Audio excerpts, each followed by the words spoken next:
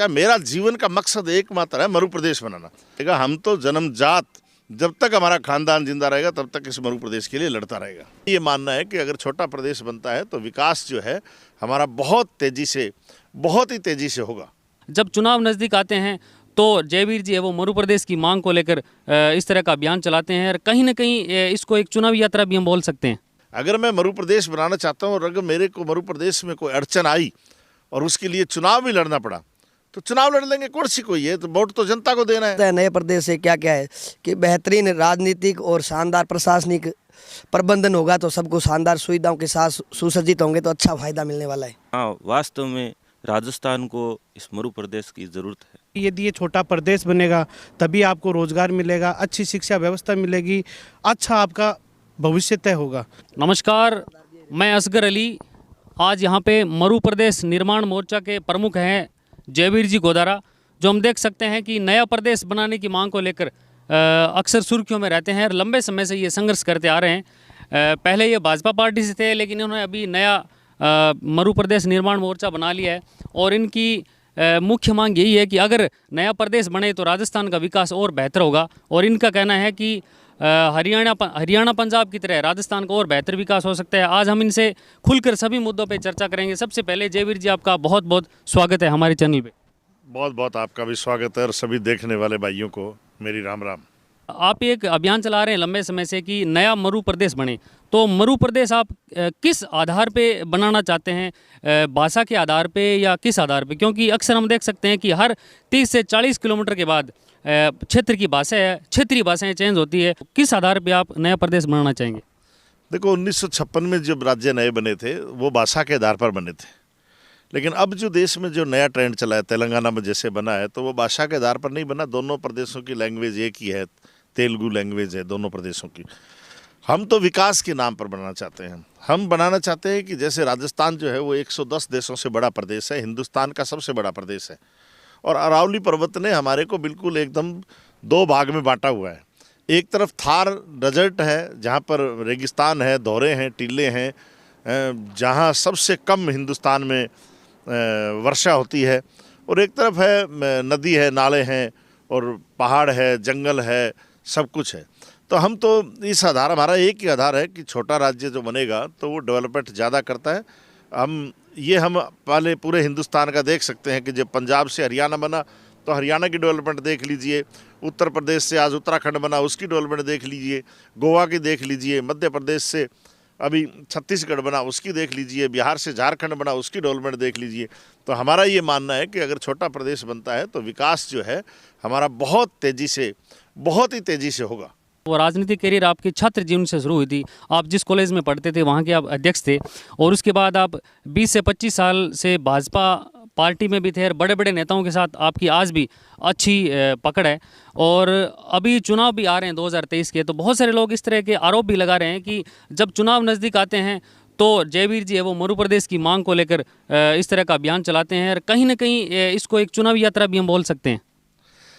देखो, मैं 2009 से ये यात्रा कर रहा हूँ। 2009 में भी मैंने यात्रा की थी और चुनाव के समय क्या होता है, चर्चा ज़्यादा हो जाती है। तो 2009 से लेके अभी तक तो 3 चुनाव निकल चुके हैं। हर बार जब भी जहाँ भी मैंने झुंझुनू के अंदर शेखावाटी के लिए एक बहुत बड़ा आंदोलन किया तो वहाँ के MP साहब थे, अब तो चलो भगवान के पास स्वर्गवास हो गया, उनकी आत्मा को शांति दे, तो उन्होंने भी कहा कि ये चुनाव के लिए करता है। कभी मैं पहले लूणकंड सर में दौरा किया था, चौधरी वीरेंद्र सिंह ने कहा कि ये सिर्फ चुनाव के लिए करता है।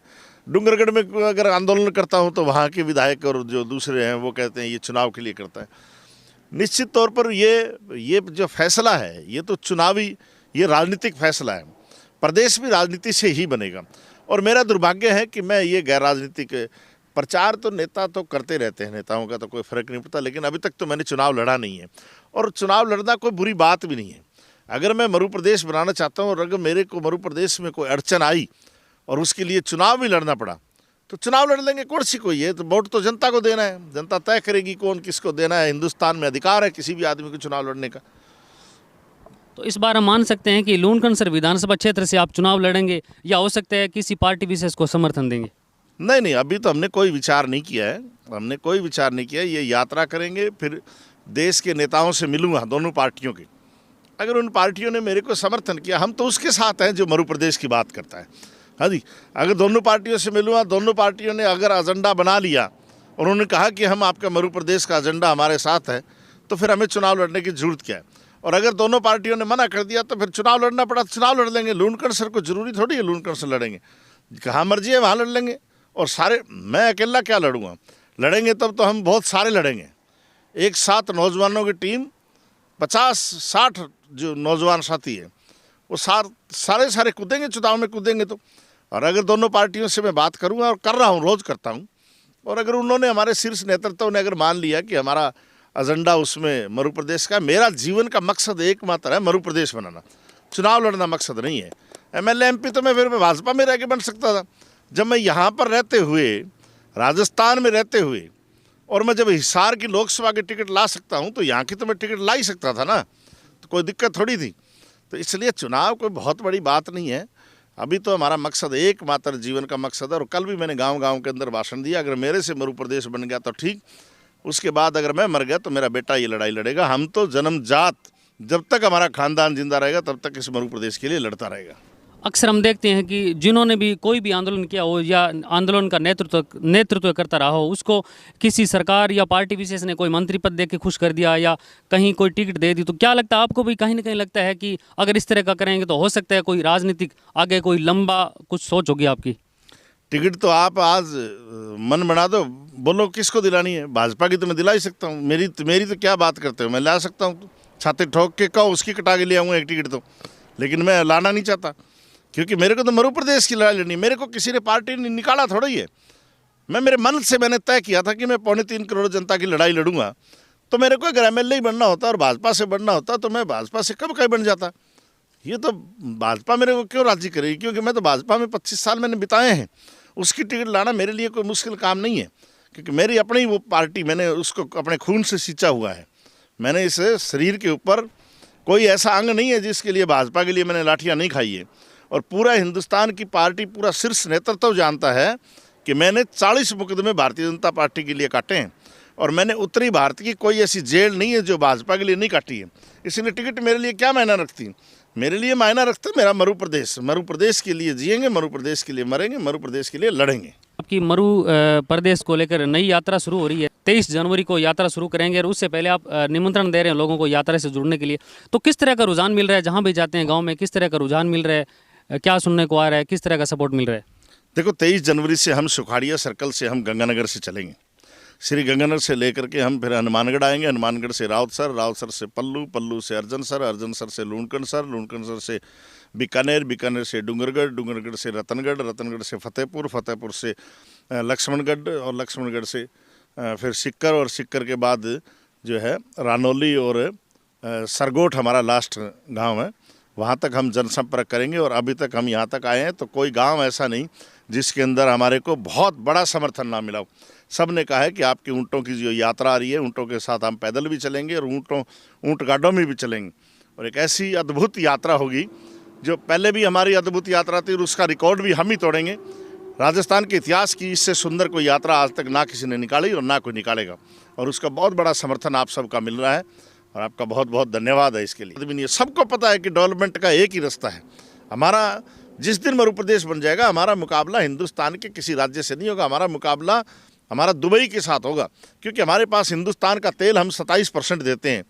लेकिन हम कोई नहीं पूछता किसी नेता से, भाई हरियाणा में एक बूंद तेल नहीं है और वहाँ पर 10 रुपये सस्ता मिलता है, हमारे महंगा मिलता है 10 रुपये। जबकि हमारे यहाँ बिजली हवा से पैदा होती है, धूप से बिजली पैदा होती है। यहाँ पर 4 घंटे 3 घंटे बिजली मिलती है, और वो भी वोल्टेज कम मिलता है। हरियाणा में 1 रुपया किसान से लिया नहीं जाता, पंजाब में नहीं ली जाता, और वहाँ पर 8 घंटे फुल बिजली मिलती है। तो इसलिए ये बहुत से मुद्दे हैं हमारे, बहुत बड़े मुद्दे हैं। हरियाणा में 2500 रुपये बुढ़ापा पेंशन है, यहाँ पर 500 और 750 रुपये है। तो ये मध्य प्रदेश तो निश्चित तौर पर बनेगा, और हिंदुस्तान का नहीं, दुनिया का सबसे सुंदर प्रदेश हमारा होगा, क्योंकि ये तो वैसे ही बहुत सुंदर प्रदेश है हमारा। यानी लोगों में एक तरह से एक जागृति भी पैदा करना मुख्य लक्ष्य है, क्योंकि बहुत सारे लोगों को पता ही नहीं है कि हमारा मध्य प्रदेश अगर बने तो क्या क्या लाभ होंगे। तो कहीं ना कहीं लगता है कि ये भी एक बड़ा सवाल है कि लोगों को पता ही नहीं है कि मध्य प्रदेश बनने से क्या फ़ायदा होगा। ना मध्य प्रदेश बनने से यही फायदा होगा ना कि हमारे पास यहाँ मिनरल्स है, हिंदुस्तान का सबसे ज़्यादा तेल हम देते हैं। मैंने जब पहले यात्रा की थी मैंने कहा कि हम मध्य प्रदेश के अंदर बाखासर गांव जो बाड़मेर का लास्ट गांव है वहाँ तक हम समुद्र लेके आएंगे। तब लोगों ने मजाक किया था और आज माननीय गडकरी जी ने उसकी DPR शुरू कर दी है।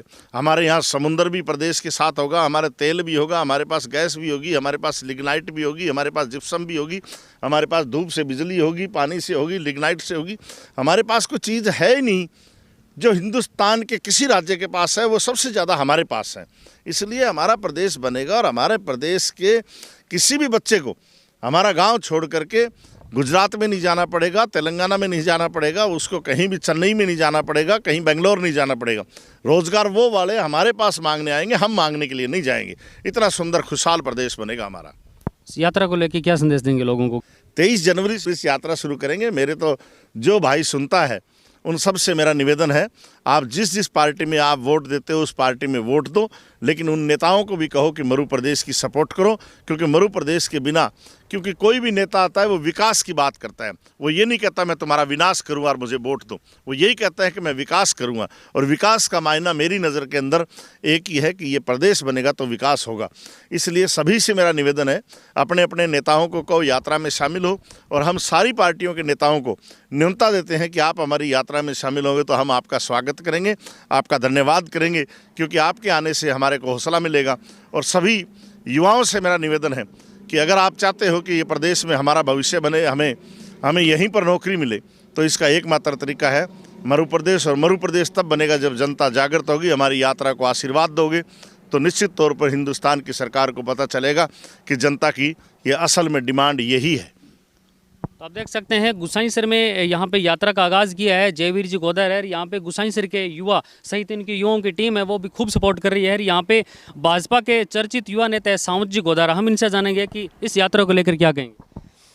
बहुत ही सत्यार्थ और नेक एक शानदार मुद्दे के साथ जयवीर भाई साहब और जय मध्य प्रदेश निर्माण मोर्चा अपने सपने के साथ सबके बेहतरी के लिए, राजस्थान की बेहतरी के लिए प्रयास कर रहा है, और हम कंधे से कंधा मिलाकर साथ है। और ये एक जो उन्होंने यात्रा शुरू की है मध्य प्रदेश निर्माण मोर्चे की, वैसे मध्य प्रदेश निर्माण मोर्चे का सपना तो बहुत पहले देखा जा चुका है, लेकिन जयवीर भाई साहब पिछले 15 वर्षों से लगातार इसमें संघर्ष कर रहे हैं नए प्रदेश को निर्माण के लिए। सबको पता है नए प्रदेश से क्या क्या है कि बेहतरीन राजनीतिक और शानदार प्रशासनिक प्रबंधन होगा तो सबको शानदार सुविधाओं के साथ सुसज्जित होंगे तो अच्छा फायदा मिलने वाला है। तो यहाँ पे वीर तेजा होटल के हैं रामनिवास जी गोदारा, अक्सर हम देख सकते हैं कि अतिथि देव भव की भावना से ये काम करते हैं। यहाँ पे कोई भी आते हैं तो उनका बड़े तहे दिल से शुक्रिया अदा करते हैं, धन्यवाद करते हैं, स्वागत करते हैं। तो जयवीर जी हैं, क्या कहेंगे आप इस यात्रा को लेकर? भाई साहब 2009 में जयपुर कूच किया था इन्होंने इस यात्रा को लेकर के ऊँटों के साथ में। तब देश के प्रदेश के नेताओं को लगा कि हाँ वास्तव में राजस्थान को इस मध्य प्रदेश की ज़रूरत है। तो दोबारा इन प्रदेश के नेताओं को याद दिलाने के लिए, उन पर दबाव बनाने के लिए इस यात्रा को वही ऊँट घोड़े और गाड़ों के साथ ये अपनी यात्रा लेके जा रहे हैं। तो ज़रूर भाई साहब सफल होंगे, हमारा भी पूरा सपोर्ट और सहयोग। मध्य प्रदेश निर्माण यात्रा के मुख्य व्यवस्थापक कह सकते हैं, संयोजक कह सकते हैं, और युवाओं को मोटिवेट करने वाले हैं। अक्सर जहां भी जाते हैं ये मध्य प्रदेश निर्माण की बात करते हैं और युवाओं की इनकी पूरी टीम लगी हुई है। तो क्या कहेंगे, आज यात्रा की शुरुआत की है और 23 जनवरी को बड़ी यात्रा निकलेगी। मेरा नाम तो जयंत मुंड है और मैं मध्य प्रदेश निर्माण मोर्चा के साथ में 13 साल से जुड़ा हुआ हूँ।